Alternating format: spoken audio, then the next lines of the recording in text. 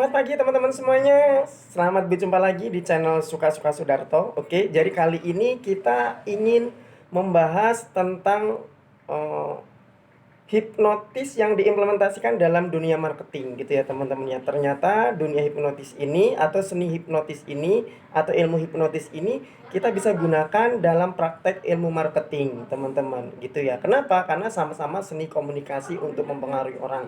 Jadi begini teman-teman, dalam dunia hipnotis itu ya ada namanya critical area gitu ya. Critical area ini sesuatu yang membatasi antara pikiran sadar dan bawah sadar yang fungsinya memfilter semua informasi yang akan masuk ke pikiran bawah sadar. Nah, critical area ini nanti yang bisa membedakan dan nanti bisa memutuskan diterima atau tidaknya suatu informasi yang ketika informasi itu baik, dianggap menguntungkan, maka dia akan menerima. Maka critical area akan melemah dan nanti informasi akan diterima ke pikiran bawah sadar. Gitu ya teman-teman ya. Tapi ketika informasi itu dianggap tidak menguntungkan, informasi itu dianggap merugikan, membahayakan, critical area ini akan menguat dan nanti menolak semua informasi yang diterima. Gitu ya teman-teman ya. Nah, jadi dalam mempengaruhi seseorang, baik itu dalam hipnotis maupun kita dalam marketing, kita harus melemahkan critical area ini dulu supaya orang yang kita pengaruhi, orang yang kita berikan informasi bisa menerima informasi dengan baik dan dia bisa dengan senang hati melakukan apa yang kita informasikan tadi atau menerima penawaran dari kita. Gitu ya. Nah, yang melemahkan critical area apa? Yang pertama adalah faktor kenyamanan.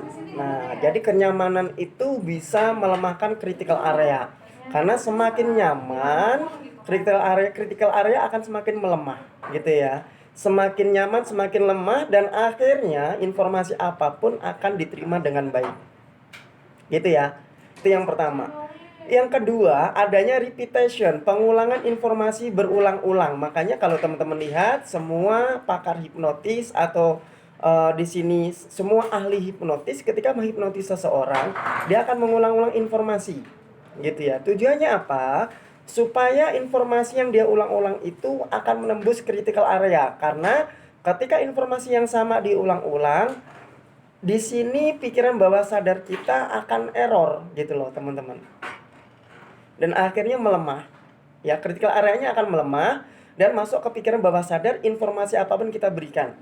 Gitu ya. Nah, selanjutnya selain tadi kenyamanan, repetition atau pengulangan informasi berulang-ulang, ada faktor hierarki di mana figur otoritas atau seseorang yang dianggap memang dipercaya bahwa semua informasinya itu berguna dan bermanfaat. Intinya adalah orang itu sudah percaya sama kita. Gitu ya teman-teman ya. Nah, ketika sudah memiliki 3 hal ini tadi, kita akan sukses untuk memberikan sugesti, akan sukses untuk menawarkan produk apapun, akan sukses untuk memberikan informasi apapun. Gitu ya. Nah, prakteknya dalam dunia marketing apa? Nah, di sini teman-teman dalam rangka melemahkan critical area ini ada namanya first impression. Kesan pertama yang baik. Nah, dalam kesan pertama yang baik ini kita akan bedakan lagi tuh teman-teman. Kira-kira kita jualannya apa? Gitu ya. Kalau kita ketemu langsung face to face ya, biasanya first impressionnya itu adalah gaya pakaian dan tampilan kita. Semakin menarik tampilan kita, gaya pakaian kita, gerak badan kita ya, bahasa tubuh kita itu akan membuat critical area orang yang melihat kita tuh melemah. Kenapa? Mereka mulai tertarik sama kita. Ya, gitu. Tapi tergantung juga kalau kita lewat telepon misalkan atau telemarketing misalkan bagaimana. Kalau telemarketing berarti tone of voice-nya.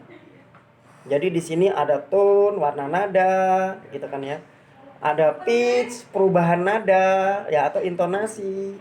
Ada speed, kecepatan berbicaranya. Ada artikulasi, pengucapan kata perkataannya yang jelas supaya nanti informasi bisa diterima dengan baik. Ya, ada energi, antusias dan percaya diri. Nah, semuanya itu akan berbentuk first impression, kesan pertama yang baik. Nah, ketika kesan pertama yang baik ini sudah diterima, ya berarti kan terbentuk sebuah kenyamanan. Semakin nyaman klien kita, calon customer kita, maka kemungkinan untuk closing, kemungkinan untuk membuat suatu kesepakatan dalam bertransaksi itu semakin tinggi tingkat suksesnya. Gitu ya. Nah, terus ada juga selain first impression ya, teman-teman, ada namanya personal touch. Jadi personal touch ini sentuh hati customernya, gitu ya teman-teman ya. Atau kalau dalam dunia dunia hipnosis itu ada namanya rapport ya, building rapport. Kalau dalam dunia hipnotis itu building rapport ya, building rapport. Nah, fungsi building rapport ini fungsinya untuk menjalin kedekatan ke customer atau ke orang yang kita mau hipnotis atau ke orang yang memang kita itu mau tawarkan jasa atau produk kita. Nah, jadi dalam dunia marketing ada namanya personal touch, sentuh hati customernya. Berupa apa sih? Berupa sanjungan, berupa penghargaan, atau berupa sesuatu yang kita setujui dari informasi yang dia berikan dulu, atau kita mau mendengarkan informasi apapun dari calon klien kita dan memberikan feedback positif. Nah, dari situ nanti kita menjalin kesamaan. Ya, building trust ya, teman. Membangun kesamaan ya, membangun kedekatan kepada customer kita gitu ya, teman-teman ya. Nah, setelah kita sudah personal touch ya. Nah, ini saya akan bahas dulu personal touch dan first impression ini dalam dunia retail misalkan ya. Kan ada yang jual mobil, ada yang buka toko atau apa. Teman-teman bisa juga first impression ini kalau di toko atau di dunia retail itu adalah tampilan-tampilan toko yang menarik, yang tampil beda dengan konten nama-nama toko yang unik. Gitu ya, teman-teman ya. Misalkan contoh kita membuat toko misalkan toko toko kue babe gue misalkan. Jadi seolah-olah ketika orang melihat toko itu seolah-olah dia merasa memiliki karena babe gue, toko babe gue misalkan contoh. Dari nama kontennya sudah menarik. Contoh lagi misalkan dari dari cara menata tokonya ya, dengan warna-warna yang unik, warna-warna yang menarik, aksesoris yang menarik sehingga orang bisa lebih tertarik atau bisa menarik perhatian orang lain. Ya. Nah, personal touch-nya apa? Berikan servis maksimal, berikan pelayanan yang istimewa, extra mile kepada pelanggan dengan cara menyambutnya yang lebih baik lagi, cara senyumnya, cara merespon setiap pertanyaan customer dan cara merespon setiap pesanan customer kepada kita. Nah, itu personal touch. First impression-nya ya tadi ya, tampilan toko, terus juga dengan nama-nama konten toko yang unik. Nah, setelah itu dalam dunia marketing ada namanya probing. Probing itu menggali tingkat kebutuhan customer gitu loh. Jadi ketika kita sudah menarik perhatian customer, kita sudah membuat nyaman customer, kita menggali kebutuhan customer gitu loh. Kita probing. Ya kalau misalkan kita jual rumah, misalkan kita tanya, "Pak, kira-kira rumah yang Bapak mau yang kayak apa? Gini. Nah, dari situ kita sudah dapat kunci, kita sudah dapat clue bahwa yang dimauin customer begini. Nah, baru kita konekkan ke produk kita. Oh, Pak, begini, Pak.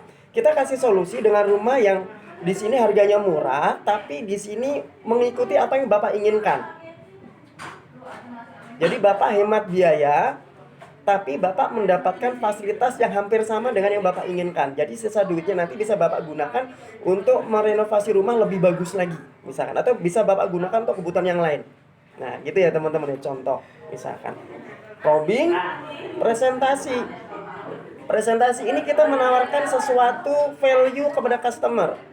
Dari probing tadi kita mengetahui apa yang dimau customer. Nah, dari situlah kita bisa lakukan presentasi, memberikan value, memberikan nilai yang bisa menambah tingkat ketertarikan customer sehingga nanti kita closing gitu ya.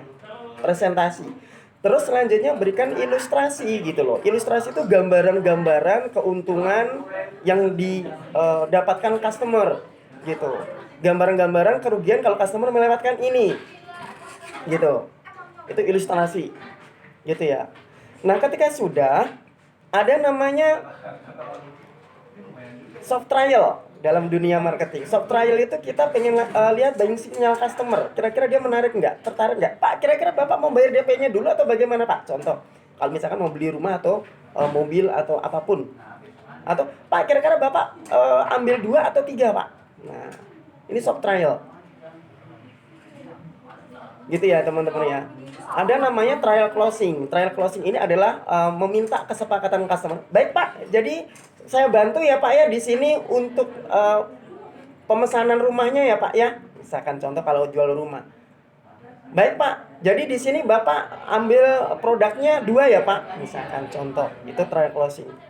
Gitu ya teman-teman ya. Nah, itu tadi rangkaian-rangkaian bahasa-bahasa hipnotis yang bisa diimplementasikan ke dalam dunia marketing. Kita akan bahas lebih dalam lagi nanti ya di sesi berikutnya gitu ya teman-teman ya.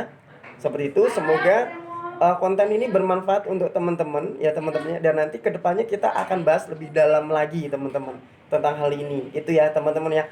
Oke, terima kasih teman-teman. Happy selling, terima kasih. Selamat belajar, salam berbelajar. Jadi kalau bagi teman-teman yang mau belajar tentang hipnotis, dunia marketing dan yang lainnya, pantengin channel ini. Salam sukses karena semua orang layak untuk sukses. Oke, dadah, bye.